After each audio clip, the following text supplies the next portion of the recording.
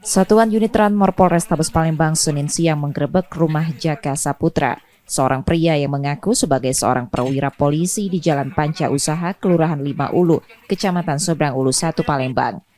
Dari penggerebekan itu, polisi mengamankan beberapa senjata api rakitan beserta puluhan amunisinya, pakaian dinas palsu, dan alat pembuat senjata api rakitan.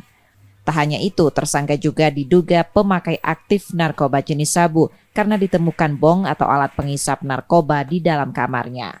Usai menyita barang bukti dari rumahnya, polisi kemudian membawa tersangka ke Mapolrestabes Palembang. Menurut keterangan polisi, terungkapnya industri rumahan senjata api rakitan ini berawal dari informasi warga. Warga resah melihat tersangka kerap memakai pakaian dinas polisi sembari membawa senjata api. Tersangka juga telah menipu 3 wanita yang dipacarinya dan dijanjikan akan dinikahi.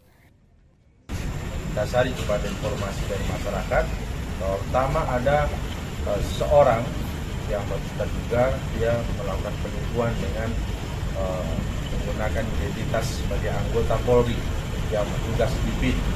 Ternyata setelah kita tangkap, kemudian kita kembangkan, dan pada dirinya ada 1 buah senjata api.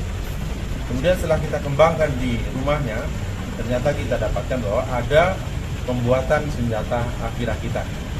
Dan kita sita ada 4 pucuk senjata api rakitan. 2 sudah siap untuk digunakan dan ada 2 yang masih dalam proses untuk rakitan.